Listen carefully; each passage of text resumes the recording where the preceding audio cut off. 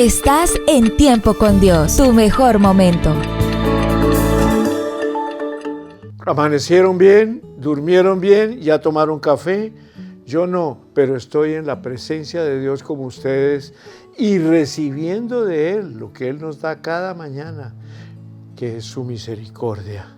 Por eso les bendigo de una manera muy especial y espero que estén sentaditos, muy cómodos, poniendo atención a la historia del pobre de Nazaret. Comenzamos con la introducción para el día de hoy. Nos la da el apóstol Pablo en la carta a los Romanos, capítulo 2, versículo 15. Mostrando la obra de la ley escrita en sus corazones, dando testimonio de su conciencia y causándoles o defendiéndoles sus razonamientos. Échala fuera.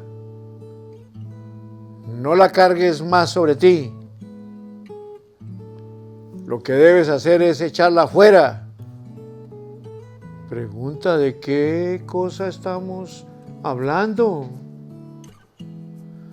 Es muy simple. Una palabra de 5 letras llamada culpa. Cierto, se trata de la culpa. Pero ¿no debemos sentirnos culpables? Usted preguntará. No, realmente no.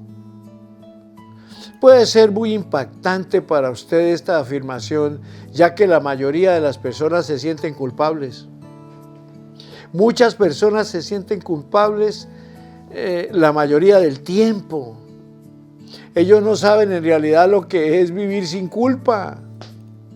Los sentimientos de culpa pueden interferir de forma negativa en nuestras relaciones, especialmente en el matrimonio. Cuidado. Cuando usted mira algunas de las palabras griegas relacionadas con la culpa, notará algo interesante. El sentimiento de culpa no está presente. De acuerdo con la palabra de Dios, usted puede ser culpable de un crimen y ser acreedor del juicio o el castigo. También puede ser culpable de una deuda a la cual debe pagar. La culpa judicial es válida, está en la Biblia. Pero si usted tiene sentimientos de culpa, estos son los suyos, son los suyos. Dios no es el autor de los sentimientos de culpa. ¿En qué consiste entonces la convicción de nuestros pecados? ¿Acaso la convicción de pecados no es bíblica? Sí, claro. Pero cuando la Biblia habla de convicción, no se está refiriendo a un sentimiento. La palabra griega que se utiliza como convicción significa literalmente dar luz o alertar. La convicción es simplemente el proceso de Dios para llamar nuestra atención sobre nuestros fallos, debilidades e incapacidades. Pero no es una carga emocional que Dios coloca sobre nosotros, no, para nada. Cuando usted siente culpa, está diciendo que tiene que hacer algo para disfrazar su pecado o sufrir por él. Este no es el plan de Dios para nada. La pena constructiva es un camino saludable para responder a sus propios pecados, fallos e incapacidades. Usted puede reprocharse y sentirse apenado sin destruir usted mismo hasta el polvo. La culpa desvaloriza. Y si usted tiene o tiende hacia la autodesvalorización, pues también puede desvalorizar a otros con su actitud, palabra o conducta. Existen sentimientos de culpa interfiriendo de alguna forma en su relación de pareja? Conversen acerca de esto y después oren para que lleguen al acuerdo. Que el Señor les bendiga. Bueno, mis amados, sigamos con la historia del pobre de Nazaret. En las tradiciones caravaneras del Oriente no había formas rígidas de disciplina. Al contrario, lo normal era que a lo largo del trayecto el grupo general se dividiera y subdividiera con gran espontaneidad, habitualmente hombres con hombres, jóvenes con jóvenes, mujeres con mujeres, a relativa distancia, unos subgrupos de otros. Solo por la noche, al llegar al albergue donde se proponía pernoctar, se congregaba toda la comitiva. A los 12 años, un muchachito, a punto de entrar en la mayoría de edad, compartiría sin duda con mucha espontaneidad y vitalidad esta elasticidad de las costumbres de las caravanas. En este contexto, María y José no tenían por qué preocuparse, y así no se percataron durante toda la jornada de la ausencia de su hijo. Pero al final del día, al reunirse todos los subgrupos, lo buscaron sin encontrarlo. Recorrieron, no sin ansiedad, todos los grupos familiares, preguntaron una y otra vez a parientes y conocidos, pero todo fue en vano. Nadie había visto al niño. No se quedaron, sin embargo, con los brazos cruzados, no. Al día siguiente se incorporaron a la primera caravana que pasó por el lugar y regresaron a Jerusalén. E inmediatamente angustiados se lanzaron al torbellino de las calles de la ciudad.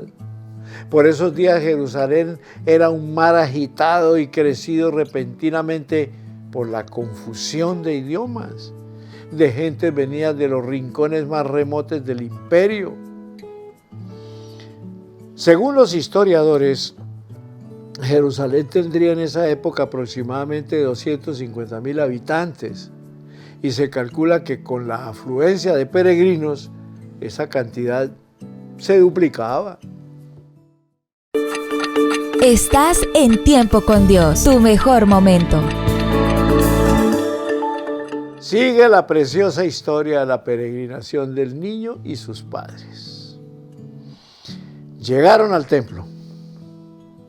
Caravanas de peregrinos que entran y salen, una baraúnda enloquecida de sacrificios, ofrendas, ceremonias rituales, un movimiento hirviente y estridente de animales para el sacrificio, toros, corderos, aves, tenderos, buhoneros, vendedores ambulantes. Los esposos miran, preguntan, recorren las distintas dependencias del templo, saltan de nuevo a las calles, recorren plazas y mercados, se asoman a todos los recovecos una y otra vez dentro y fuera de las murallas, sin apenas dormir, sin tiempo para alimentarse, devorados por la incertidumbre y la ansiedad. Al tercer día, nuevamente en el templo, después de volver a recorrer todos sus recintos, asomarse a todos los patios, de pronto divisaron a lo lejos, al amparo de un pórtico, a un grupo de ancianos de túnicas blancas y largas barbas, arremolinados en torno a un jovencito. Se aproximaron al grupo y era él Se quedaron contemplándolo a cierta distancia sin abordarlo. No podían dar crédito a lo que estaban viendo sus ojos. Su pequeño preguntando, respondiendo y discutiendo con los doctores. Contrastadas emociones se agolparon al espíritu de María y José. La ansiedad de la búsqueda a lo largo de 3 días se trocaba ahora en la alegría del encuentro, ¿cómo no? La alegría a su vez en estupor ante esta escena. Y todos estos sentimientos juntos se fundían finalmente en un inmenso signo de interrogación sobre la personalidad de su pequeño, que los estaba trayendo de sorpresa en sorpresa. Por supuesto, la mamita estaba muy preocupada, ¿cómo no? La angustia de una madre, se le perdió su hijito. El unigénito, el primero pues, el primogénito. La madre no pudo más, lo llamó por su nombre, se abrazaron sin decir una palabra, lo tomó de la mano y sacándolo del recinto sagrado, y ya segura de haberlo recuperado, abrió su corazón y dio rienda suelta a la tensión retenida durante 3 interminables días. ¡Hijo! ¿Por qué nos has hecho esto? Mira, tu padre y yo angustiados, andamos buscándote. Eso lo encuentran ahí en Lucas capítulo 2, versículo 48. Hubo un breve momento de silencio. El hijo levantó los ojos y mirándola al rostro a su madre dijo: Madre mía, ¿por qué me buscaban? ¿Mi padre es mi madre? Un meteoro puede salir de una órbita y perderse en los espacios siderales, pero yo vivo acurrucado en el hueco de su mano y no puedo perderme. Falla un eslabón y falla toda la cadena de las generaciones, pero una corriente inmortal nos une al Padre y a mí. Y así somos una cadena sin eslabones. Nunca me pierdo, madre.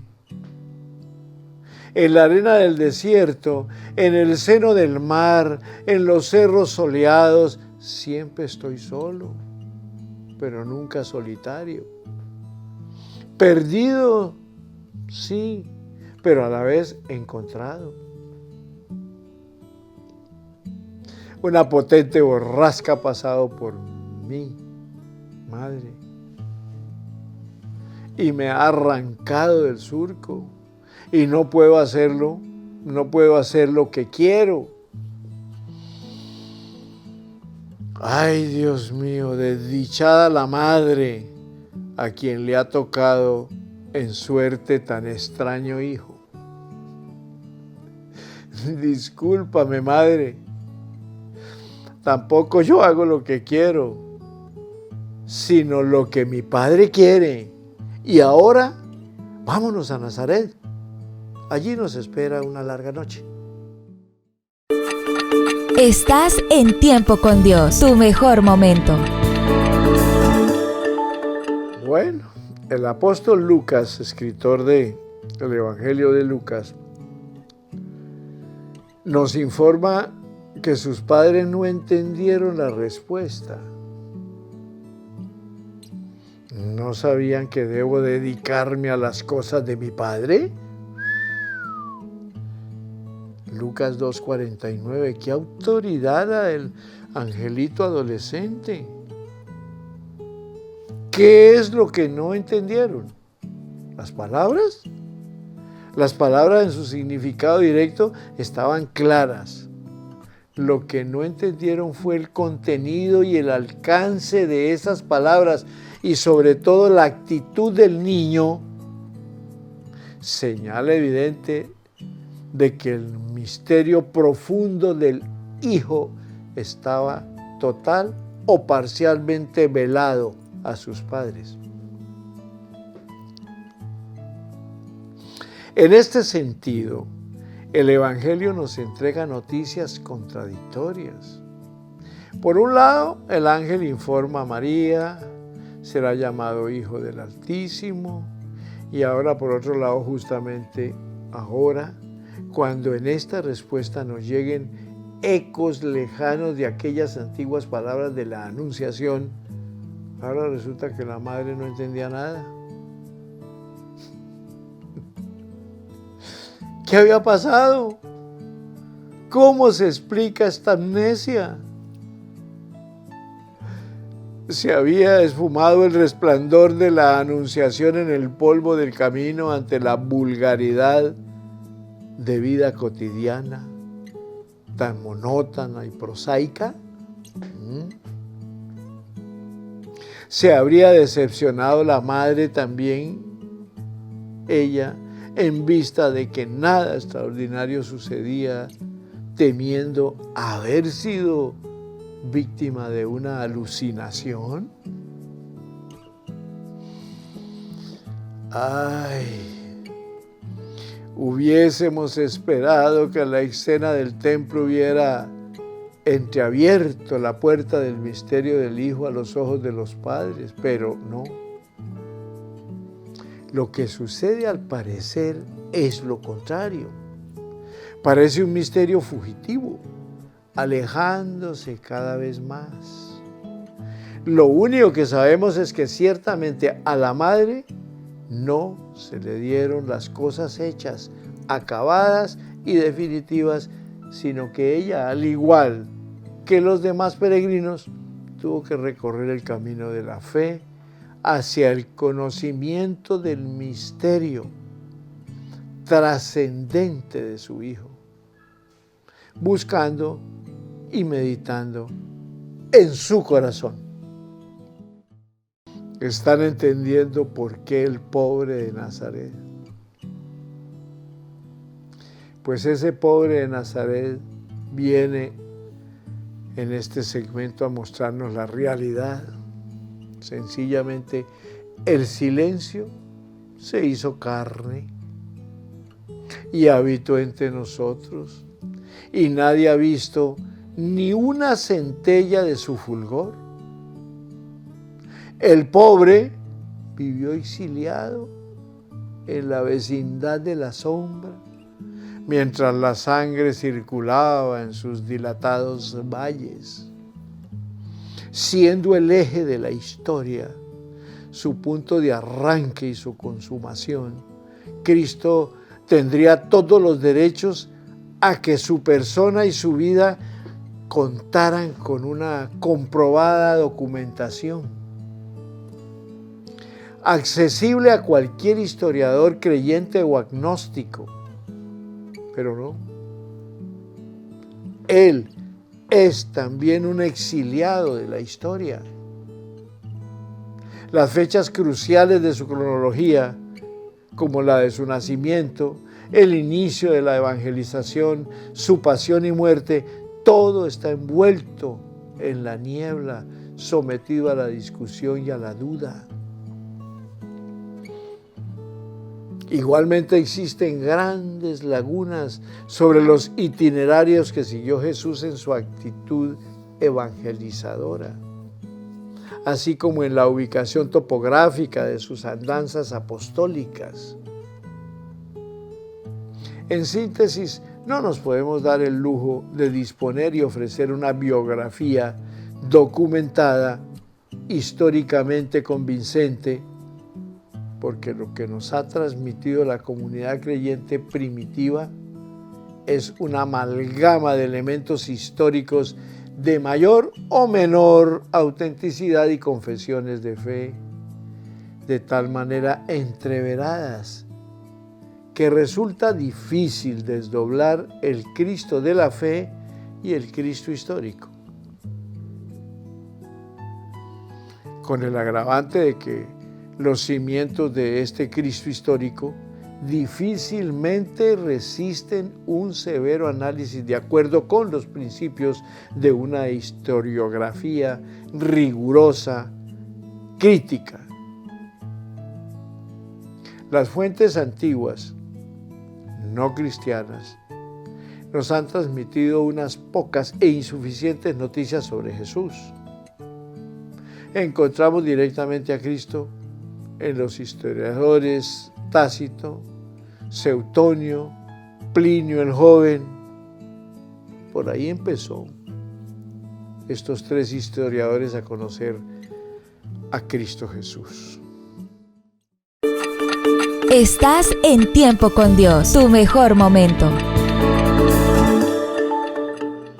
Para concluir por el día de hoy, lo que resulta chocante, hijos de Dios que están en sintonía de Tiempo con Dios, casi increíble, es el silencio casi total que guardaba el historiador judío Flavio Josefo sobre Jesús. Cuando, por contraste, dedica, por ejemplo, largas páginas a Juan el Bautista y a otras figuras desconocidas. Si miramos a través del prisma de las fuentes no cristianas, podemos concluir que Cristo fue una figura históricamente oscura e irrelevante, un verdadero pobre en la perspectiva de la historia de los hombres. Una buena parte de los habitantes de Galilea no eran judíos, sino gentiles, e incluso los judíos de esa región eran despreciados por los capitalinos y considerados como relajados e ignorantes en los sumos o en los asuntos de la ley. En su libro Antigüedades Judaicas, Flavio Josefo nombra más de 400 poblados de Galilea, pero Nazaret no está entre ellos. Tampoco aparece en las páginas del Antiguo Testamento. Para los geógrafos, historiadores y polígrafos de la antigüedad, Nazaret no existe. Aunque Lucas califica a Nazaret con el término ciudad, en realidad no pasaba por ser un minúsculo villorio compuesto de 20 o 30 familias dedicadas al pastoreo, la agricultura o la artesanía, y que vivían en una especie de grutas excavadas en las laderas de la colina, con una puerta de entrada y, en el mejor de los casos, una pequeña ventana. El conjunto del poblado estaba circunscrito a los límites marcados por la línea de los sepulcros, una línea trazada por la moderna investigación arqueológica. En las mismas o en las medidas actuales, Nazaret ocupaba en total un espacio equivalente a unas 3 manzanas o cuadras. ¿Cómo le parece? De todos modos, la estrella se detuvo en Nazaret, y esta vez la estrella no era un chorro de luz, sino un resplandor oscuro. Si nos impresiona la figura de un Cristo despojado de todo relieve histórico, la bóveda del silencio se cernió sobre Nazaret para cubrir obstinadamente los 30 primeros años de Jesús. Rompe todas las coordenadas del sentido común y vuelan por los aires nuestros cálculos de probabilidad y nuestra capacidad de asombro. De estos 30 oscuros años, los evangelistas no nos informan absolutamente nada, salvo que estaba sujeto a sus padres. Todo lo demás es silencio. señal evidente de que la tradición no había proporcionado ninguna información acerca de esos años. La comunidad cristiana primitiva se disponía de la más remota referencia sobre esos años, como para entregarla a los reporteros evangelistas que ávidamente buscaban noticias. Nada se había filtrado sobre esos años. Todo había quedado sepultado en una urna del olvido y para siempre.